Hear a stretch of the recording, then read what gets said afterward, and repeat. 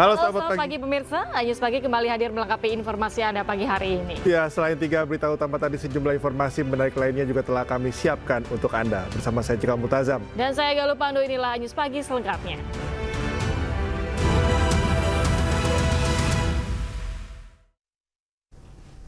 Informasi News Pagi hari ini pemirsa, 6 rumah warga yang berada di tengah permukiman padat penduduk di Jalan Kampung Melayu Kecil, Bukit Duri, Tebet, Jakarta Selatan terbakar. Tak ada korban jiwa dalam kebakaran yang diduga dipicu karena korsleting listrik.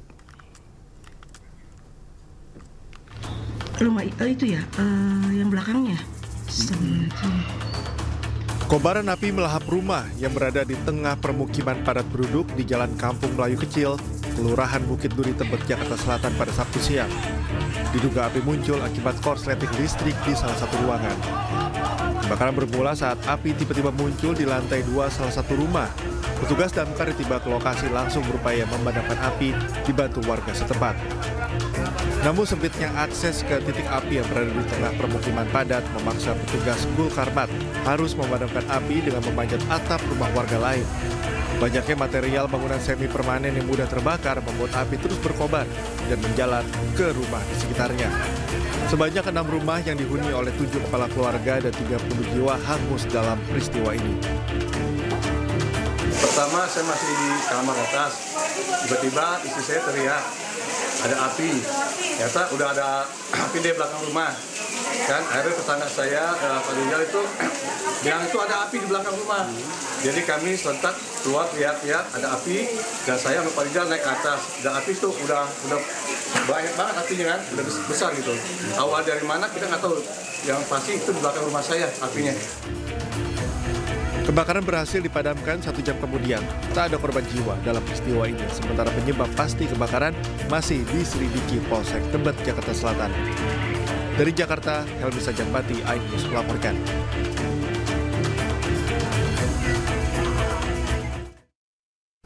Pasca kebakaran yang terjadi di Rumah Sakit Tiara, Kabupaten Bekasi, Jawa Barat, petugas kepolisian terus melakukan penyelidikan. 5 orang karyawan administrasi diperiksa polisi guna mengetahui penyebab pasti kebakaran.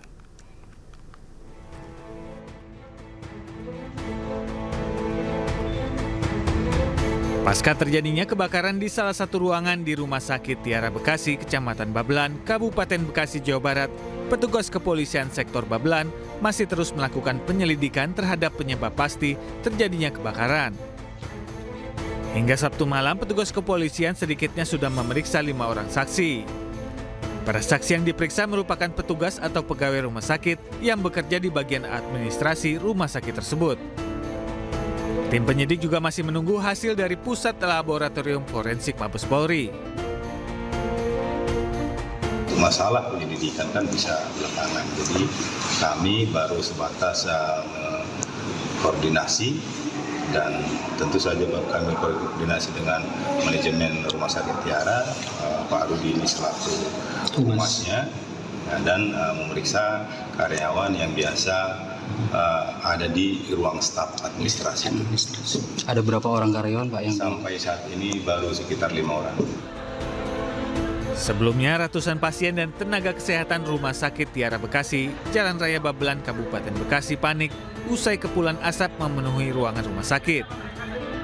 Para nakes pun berjibaku mengevakuasi para pasien beserta alat kesehatan pada Sabtu siang. Kepulan asap hitam muncul akibat kebakaran dari sebuah ruang arsip rumah sakit tersebut. Sejumlah pasien masih terbaring di tempat tidur saat dievakuasi keluar dari rumah sakit oleh perawat dan security. Karena di bawah itu rasa asap-asapnya tuh ya, begitu termasuk pemain Jakarta, termasuk pemainnya ya setengah jam agak kali dia itu asap gitu. Berarti asap ya, Pak? Asap. Ada apinya nggak, Pak? Kalau apinya ada asap. Bapak posisi di lantai berapa, Pak? Lantai 4. Tadi terjadi itu kurang lebih pukul 13.00. Kemudian yang kedua, sumber api itu dari ruang admin, ya. Alhamdulillah dalam waktu setengah jam mobil pemadam kebakaran 2 sudah hadir dan alhamdulillah api sudah langsung dipadamkan. Pihak rumah sakit memastikan tidak ada korban jiwa maupun luka-luka akibat kebakaran. Sementara akibat insiden ini sebanyak 3 pasien bayi harus dirujuk ke rumah sakit terdekat. Dari Kabupaten Bekasi, Jawa Barat, Ahmad Jauhari Lutfi, iNews melaporkan. Pembongkaran bangunan liar di Kecamatan Ciruas, Serang, Banten ricuh. Pemilik bangunan menolak bangunannya dihancurkan karena mengaku memiliki surat lengkap atas lahan yang ditempatinya.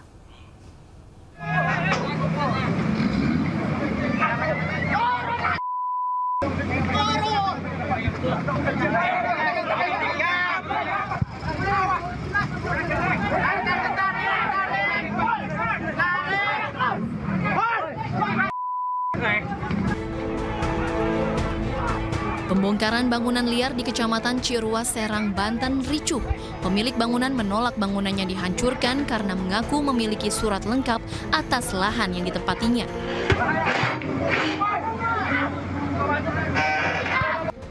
Para pemilik bangunan mencoba menghentikan alat berat yang akan merobohkan bangunan liar tersebut. Salah seorang pemilik bangunan juga berusaha menyerang pengemudi alat berat namun dihalang petugas Satpol PP.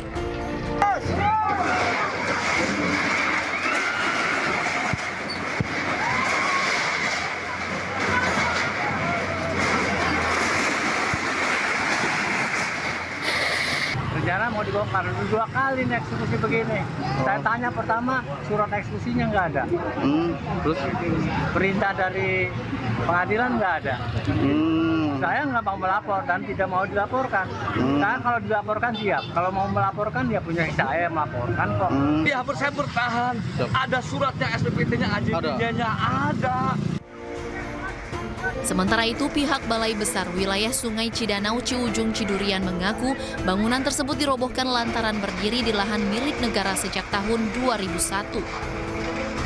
Lama Pak, ini sudah 2001. Memang melanggar Pak ya? Ya, melanggar di Sepadan. Oh, melanggar di sebadan jalan ya? Enggak, kasih. Oh, ini akhirnya dibongkar juga Pak ya? Meskipun ada penolakan Pak ya? Tadi sempat ada keributan Pak, sempat ya Pak? Ya, keributan-keributan kecil ya istilahnya ya, wajar mungkin ingin mempertahankan tapi sebenarnya itu milik negara itu. Agar kericuhan tidak bertambah parah, petugas TNI Polri diterjunkan untuk mengawal pembongkaran tersebut. Meskipun sempat mendapat perlawanan, penertiban bangunan liar tetap dilakukan hingga selesai. Dari Serang, Banten, Mahesa Apriandi, iNews melaporkan. Tambang pasir di Desa Budong-Budong, Kabupaten Mamuju Tengah, Sulawesi Barat menuai protes dari sejumlah warga. Penolakan tersebut berujung bentrok antar 2 kelompok warga.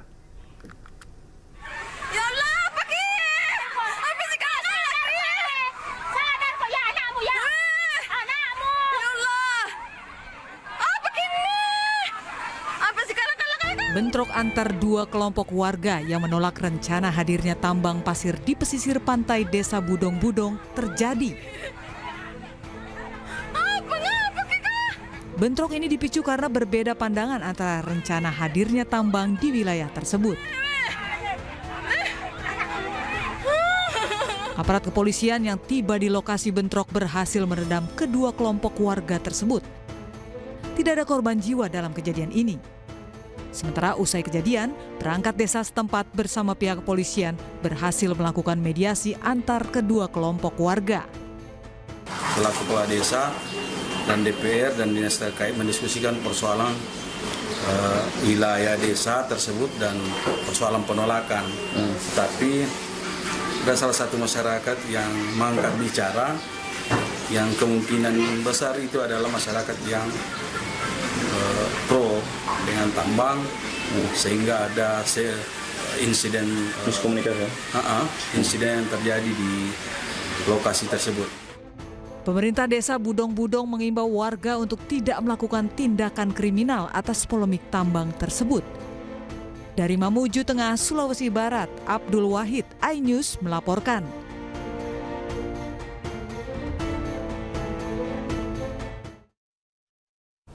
Sebuah kapal kargo yang berlayar dari Makassar menuju Kupang tenggelam di perairan Teluk Kupang. Kapal tersebut mengalami kecelakaan setelah bertabrakan dengan kapal tanker maritim Khatulistiwa saat mendekati pelabuhan Tenau. PT Pengaman. PT Kemas ini.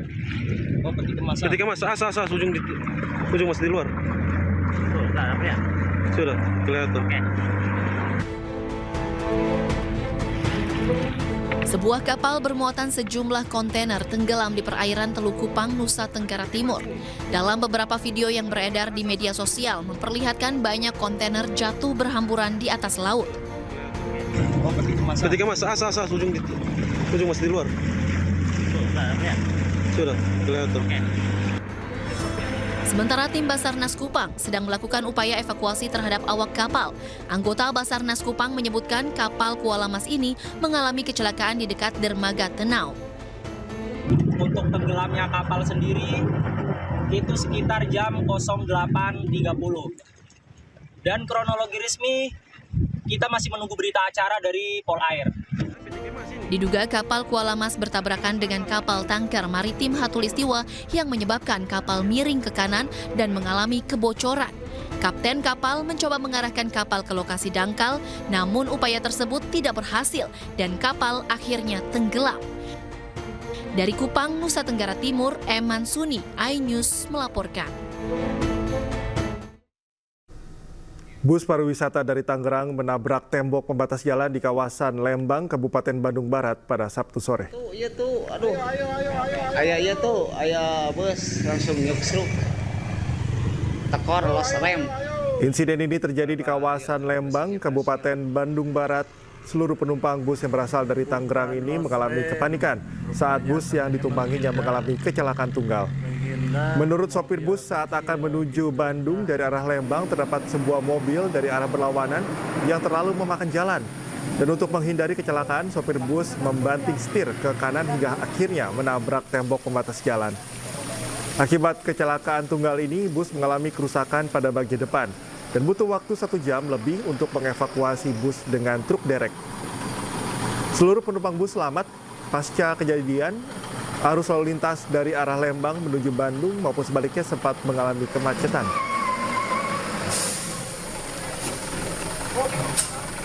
Ada kendaraan Agia terlalu ke kanan sehingga mobil bis pariwisata ini terlalu melebar sehingga terperosok parit.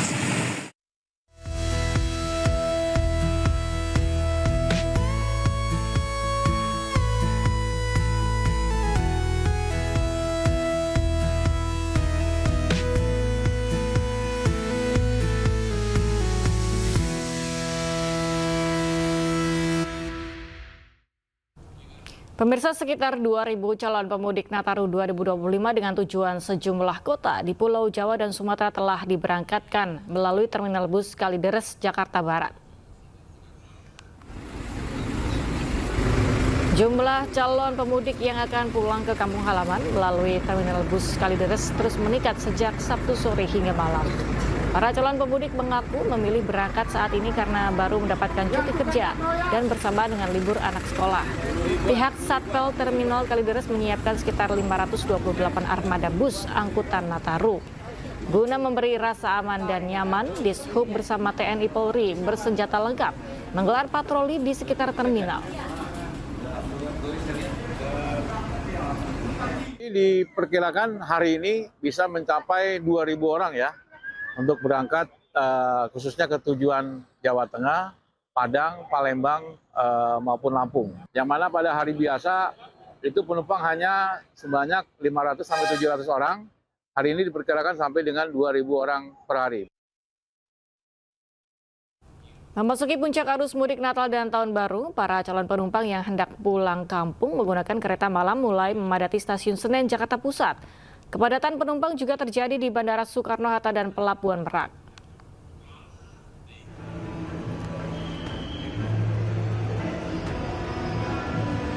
Pada liburan Nataru kali ini, para pemudik memilih keberangkatan malam guna menghindari kepadatan penumpang yang terjadi pada pagi dan siang hari. Sambil menunggu keberangkatan kereta malam, para calon penumpang dapat menikmati sejumlah hiburan yang telah disediakan PT Kereta Api Indonesia. Diketahui hingga Sabtu malam ada 24.805 penumpang yang berangkat menuju sejumlah destinasi favorit seperti Yogyakarta, Surabaya, Purwokerto, dan Semarang. Sementara itu, Bandara Soekarno-Hatta Tangerang, Banten mulai diramaikan penumpang. tercatat sebanyak 1.107 penerbangan domestik maupun internasional terjadi di Bandara Soekarno-Hatta pada Sabtu 21 Desember 2024. Bandara Soekarno-Hatta juga telah melayani 180.626 penumpang. Jelang malam Natal, jumlah penumpang diprediksi akan terus meningkat dan puncaknya akan terjadi pada hari Sabtu hingga Senin mendatang. Penumpang pada arus mudik Natal 2024 dan Tahun Baru 2025 mengalami peningkatan 10% dibanding tahun-tahun sebelumnya dengan rata-rata mencapai 190.000 penumpang. Sabtu malam, ratusan kendaraan roda 4 terus memenuhi kantung-kantung parkir yang disediakan PT ASDP Pelabuhan Merak, Cilegon, Banten.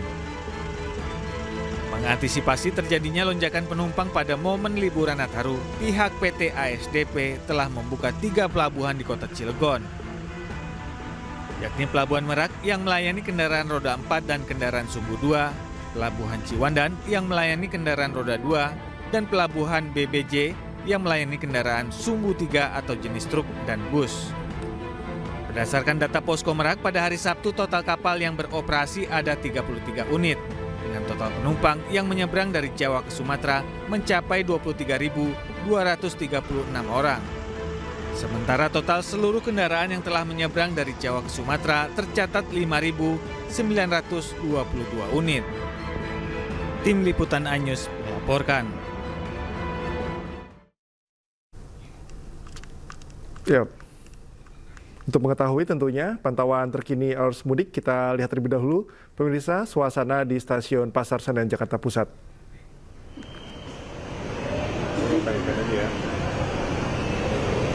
Ya, inilah situasi terkini di Pasar Senen pada jelang puncak libur Natal dan Tahun Baru 2024. Suasana sepagi ini sudah mulai terlihat ramai dan sudah terlihat sejumlah antrian untuk memasuki keberangkatan untuk menuju ke sejumlah daerah di wilayah Indonesia melalui Pasar Senen. Dan sebelumnya diketahui bahwa PT KAI Persero Daup 1 Jakarta mengumumkan penetapan masa angkutan Natal 2024 dan Tahun Baru 2025 pada 19 Desember 2024 sampai dengan 5 Januari 2025. Dan pada masa libur Natal dan Tahun Baru ini juga dilakukan sejumlah penambahan armada pada kereta api Daup 1 Jakarta, yang mana diketahui bahwa ada penambahan kuota kereta api jarak jauh menjadi rata-rata 79 perjalanan per hari atau 1.415 perjalanan selama libur Natal dan Tahun Baru 2025. Sementara itu diketahui terakhir bahwa penjualan tiket kereta api mencapai 38.160 atau 85,3% dari kapasitas harian, yakni sebanyak 44.714 tempat duduk. Dan diketahui bahwa kenaikan jumlah penumpang atau kenaikan jumlah masyarakat yang melakukan perjalanan menggunakan kereta api di Daup 1 Jakarta ini meningkat sekitar 3% dibandingkan tahun sebelumnya. Diprediksi bahwa secara keseluruhan ada sekitar 18,4 juta warga akan meninggalkan Jakarta pada libur Natal 2024 dan Tahun Baru 2025, dan angka ini meningkat sebesar 12% dibandingkan pada 2023 yang mencatat sekitar 16,4 juta warga yang melakukan perjalanan ke luar kota. Sementara itu di Pasar Senen diprediksi puncak arus masyarakat yang akan melakukan mudik libur Natal dan Tahun Baru ini diprediksi puncaknya sudah terjadi pada kemarin dan akan terjadi pada gelombang kedua, yaitu pada tanggal 24 Desember 2024.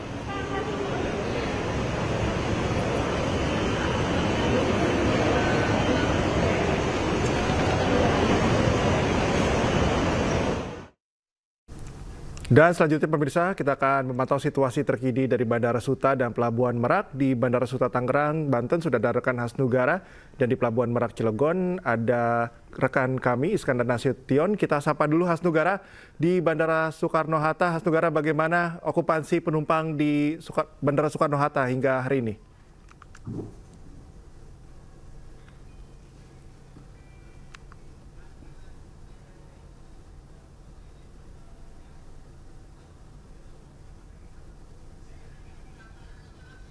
Halo Hasnugara, kami belum bisa mendengar suara Anda.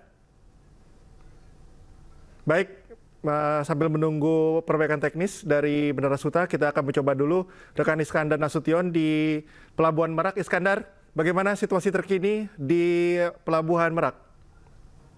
Ya, baik. Lalu pemirsa dapat saya informasikan pada hari ini Pelabuhan Merak Cilegon Banten memang terlihat ramai, namun tidak terjadi antrian panjang dan padatan yang signifikan. Beberapa jam yang lalu di Dermaga 6 sendiri, kapal yang akan membawa penumpang mengalami kendala sehingga harus segera harus dilakukan perbaikan, dan akibatnya membuat sejumlah penumpang harus menunggu selama 1 jam untuk pergantian kapal, dan hingga saat ini kapal yang menggantikan kapal tersebut sudah kembali dan beberapa kendaraan penumpang sudah mulai bisa masuk ke dalam lambung kapal. Demikian, Cikal. Nah, lalu kalau membandingkan kemarin begitu, apakah memang tren dari para pemudik yang menggunakan kapal ini apakah cenderung meningkat atau menurun okupansinya, Iskandar? Bisa saya perhatikan, memang tidak seperti hari kemarin gitu ya. Hari ini memang terlihat landai meski cuaca cukup cerah dan tidak terjadi cuaca buruk di Dermaga 6 ini. Namun terlihat memang suasana lebih cenderung sepi ya. Mungkin beberapa dari ini memang lonjakannya sudah terjadi beberapa hari yang lalu. Demikian. Benar, apakah ada mitigasi yang sudah disiapkan oleh pihak ASDP menjaga misalkan ada lonjakan penumpang di Pelabuhan Merak? Ya, baik. Pihak terkait memang sudah menyiapkan beberapa langkah-langkah jika terjadi lonjakan penumpang, di antaranya dengan menyiapkan beberapa kantung parkir seperti di beberapa jalur tol Tangerang Merak, di Cikuasa Atas, dan di Dermaga dan di Pelabuhan ASDP sendiri, yakni yang bisa menampung lebih dari 6.000 unit kendaraan. Sementara di Cikuasa Atas itu bisa menampung sekitar 800 hingga 1.000 kendaraan. Demikian. Ya. Baik, Iskandar, kita akan mencoba kembali menghubungi Hasnugara di Bandara Soekarno-Hatta. Hasnugara, seperti apa okupansi penumpang yang akan menggunakan moda pesawat di Bandara Soekarno-Hatta? Ya, selamat pagi, Cikal dan juga Galuh, serta pemirsa dapat kami laporkan begitu.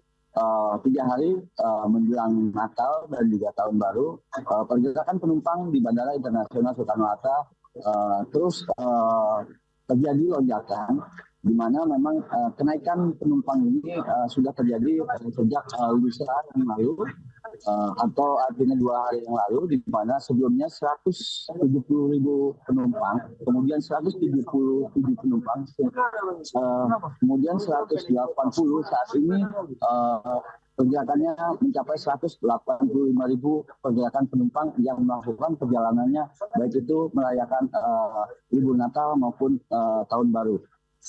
Sejak pagi tadi atau tepatnya subuh, pergerakan penumpang sudah terjadi sejak di area pintu keberangkatan, kemudian juga di depan kita ini, di belakang saya, penumpang sudah mulai panjang mengantri untuk melakukan validasi tiket sebelum masuk ke area boarding. Pengelola Bandara Soekarno-Hatta juga mencatat kenaikan ini sebesar 11% dibanding libur Natal Tahun Baru, di mana juga pergerakan ini diikuti dengan peningkatan pesawat sebanyak 1.140 penerbangan, baik itu rute domestik maupun internasional. Pihak pengelola juga menghimbau kepada para penumpang untuk datang lebih awal 2 hingga 3 jam, karena mengingat situasi pagi tadi atau tepatnya subuh juga masih dalam keadaan hujan, namun tidak menyurutkan para penumpang untuk datang sesuai dengan jadwal penerbangan mereka. Tak hanya itu, fasilitas juga disiapkan oleh pihak pengelola Angkasa Pura Indonesia, yakni cabang Bandara Soekarno-Hatta, di mana fasilitas pendukung lainnya bisa dinikmati oleh para penumpang, baik itu di sekitar Terminal 1, 2, dan juga 3, yaitu di mana berupa ruang publik informasi, kemudian juga akses wifi gratis yang bisa dinikmati selama menunggu penerbangan yang mereka sudah jadwalkan. Seperti itu juga. Baik, Hans Tugara, terima kasih atas informasinya dari Bandara Soekarno-Hatta, Tangerang, Banten. Dan sebelumnya ada rekan Iskandar Nasution melaporkan dari Pelabuhan Merak, Cilegon. Terima kasih rekan-rekan, selamat bertugas kembali. Pemirsa, informasi menarik lainnya segera hadir usai jeda, tetaplah bersama kami di Ainis Pagi.